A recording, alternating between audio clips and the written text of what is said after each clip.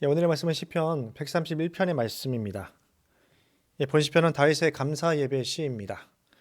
또한 총 15편으로 구성된 성전 순례시 모음집 가운데 12번째 시에 해당됩니다.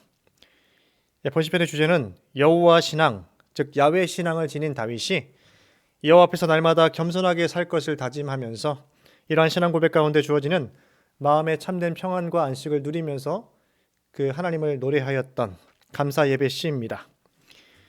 특별히 겸손한 삶을 살아가면서 신앙적인 인내와 기다림의 측면을 강조하고 있습니다. 실제로 다윗은 생애 내내 신앙적 기다림을 실천했던 인물입니다. 그는 준비된 여건 가운데 스스로 왕위에 오를 수 있는 기회가 찾아왔음에도 불구하고 욕심을 부리지 않았습니다. 권력과 힘을 붙잡지 않고 오히려 결정적인 순간에 내려놓는 삶을 살았던 인물이 바로 다윗입니다. 하나님께서 자신을 왕으로 세워주실 때까지 끈질기게 인내하며 기다렸습니다. 우리는 이런 다윗의 생애를 통해서 하나님 앞에서 기다림의 삶을 살았던 다윗의 신앙적인 겸손함과 그리고 깊고 고매한 인격을 살펴볼 수 있습니다. 이렇게 다윗은 본 시편을 통해서 개인의 신앙 간증을 전하면서 이스라엘 모든 회중들 역시 자신과 같은 신앙적인 선택을 하기를 요구하고 있는 것이죠. 이 본 시편의 구조는 크게 두 부분으로서 첫째로 1절과 2절에서는 겸손함으로 말미암아 오는 개인적이고 심리적인 안정감을 젖된 아이의 고유한 상태에 비유하고 있습니다. 두 번째로 3절에서는 하나님만을 바라보고 하나님을 향한 소망을 지니도록 촉구하고 있습니다. 신 자신이 하나님을 바라보았듯이 모든 이스라엘 회중에게 하나님만을 바라볼 것을 촉구하고 있는 것이죠. 이 본 시편은 바로 이전의 시편인 시편 130편과 긴밀한 연관관계를 지니고 있습니다. 바로 기다림이란 측면에서 두 가지의 다른 측면을 제시하고 있는 것이죠. 시편 130편이 이스라엘을 향하신 풍성한 구속이 미래에 올 것이다라는 이러한 믿음을 가지고 개인적인 갈망 가운데 하나님을 기다렸다라면 시편 131편에서는 개인 욕구 충족이 철저하게 배제된 가운데 이미 다윗이 하나님과 인격적인 교제를 누리면서 충만함과 자족함 가운데 신앙적인 이 기다림을 하고 있는 모습을 보여주고 있습니다.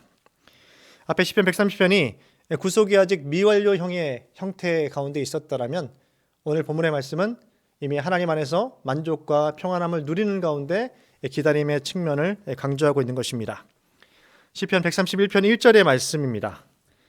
여호와여 내 마음이 교만하지 아니하고 내 눈이 오만하지 아니하오며 내가 큰 일과 감당하지 못할 놀라운 일을 하려고 힘쓰지 아니하나이다.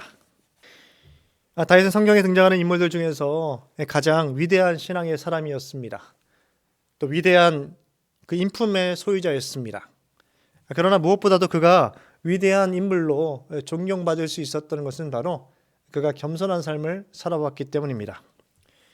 사람들은 흔히 신분의 변화가 생기고 처지가 바뀌거나 형편이 바뀌게 된다면 변화된 그런 모습을 보일 때가 있습니다. 교만해지거나 갑자기 오만해질 수 있을 것입니다. 그런데 다윗은 그런 삶을 선택하지 않았다라는 것이죠. 다윗은 늘 한결같이 낮고 겸손한 마음을 지니며 삶을 살아왔습니다. 그는 목동이었어도 또 군사였어도 왕이 되어서도 한결같은 이 겸손한 마음을 품고 살았습니다. 바로 1절의 말씀에서 다윗의 신앙의 자세를 살펴볼 수 있습니다. 시인은 두 가지 주의할 점을 날마다 경계하였으며 한 가지 그가 지켜온 것을 고백하고 있습니다. 첫째로 두 가지 주의할 점 가운데 첫 번째는 교만하지 않고 오만하지 않는 겸손한 삶을 지향했다라는 것이죠. 이것은 자포자기의 체념의 상태를 가리키는 것이 아닙니다. 그러니까 될 대로 되라라는 식으로 모든 것을 내려놓았다는 것이 아닌 것이죠. 하나님의 동행하신 가운데 있는 내적인 평안한 상태를 날마다 누렸다라는 것입니다. 다윗은 결코 스스로를 과대평가하지 않았으며 주제넘는 행동을 하지 않았습니다. 하나님이 함께 하시기에 거기에서 오는 참된 내적 평안의 상태를 날마다 유지하려고 애를 썼다라는 것이죠. 두 번째로 그가 주의하면서 경계했던 것은 욕심을 부리지 않았다라는 것이죠. 큰 일과 감당하지 못할 일에 힘쓰지 않았다라고 말씀은 기록하고 있습니다. 다윗은 너무 과중하여 맡을 수 없는 임무나 일들과 또 너무 신비하고 어려워서 해결할 수 없는 것에 이런 문제에 힘을 쓰지 않았다라고 말씀은 기록하고 있습니다. 여기서 힘을 쓰지 않았다라는 표현은 히브리어 로 할라크티로, 이 할라크라는 단어는 걷다라는 이 단어이죠. 이것을 직역하면 내가 내 자신을 걷게 하지 않았다라는 것입니다. 여기서 걷는다라는 것은 단순히 걷는 행위만을 주목하는 것이 아닙니다. 삶의 총체적인 방향성과 삶의 핵심적인 가치에 따라 삶을 던지고 살아왔다라는 것이죠. 다윗은 모든 일을 행함에 있어 스스로의 야망이나 자의적인 판단에 의해서 함부로 결정하거나 또 하나님의 뜻을 무시하면서 하나님을 앞서지 않았다라는 것입니다. 하나님의 뜻과 말씀에 겸손하게 순종하는 삶을 살아왔음을 인정하고 또 이 방향을 제시해주고 있습니다. 이것이 바로 믿음의 성도들이 걸어가야 할 삶의 참된 바른 방향성일 것입니다. 시인이 지켜온 한 가지 내용이 2절 말씀에 언급되고 있습니다. 젖을떼기 이전의 아이는 항상 그 어머니의 젖을 찾기에 급급하며 불만족한 보채기를 하게 되는 것이죠. 일단 젖을 떼고 나면 더 이상 젖을 찾아 울지 않으며 어머니 품 안에 있는 것으로 인하여 만족하게 된다라고 설명하고 있습니다. 처음에 그 아이가 젖을 떼기 전에는 젖이 목적이었다면 젖을 뗀 아이는 더 이상 먹고 마시는 것의 목적이 아니라 그 어머니와의 관계 가운데서 어머니가 모든 필요한 것들을 공급해 주신다라는 것으로 인하여 평안한 상태를 유지할 수 있다라는 것이죠.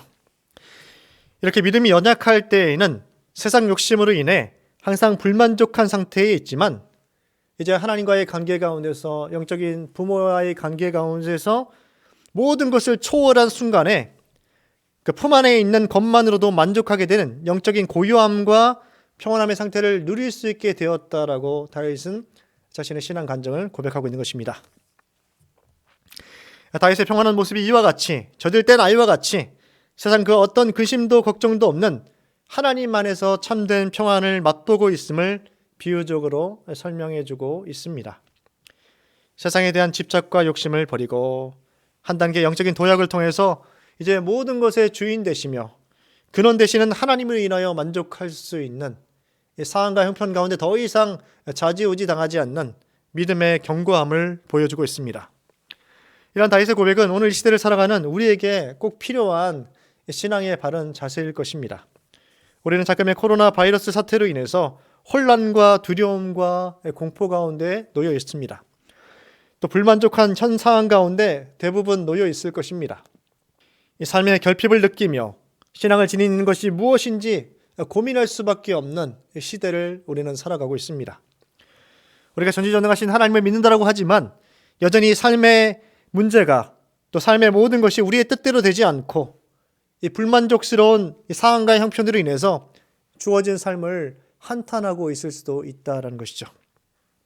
여전히 세상에 대하여 죽지 않고 하나님께 대하여 집중하지 못하는 그런 연약한 신앙의 실존으로 서 있을 수도 있습니다.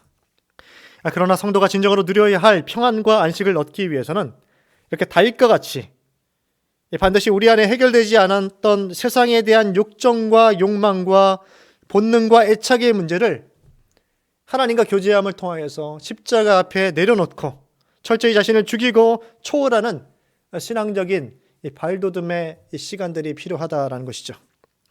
하나님만으로 만족하는 참된 믿음의 고백이 선행되고 그 믿음 가운데 삶을 살아가는 노력들이 필요하다라는 것입니다.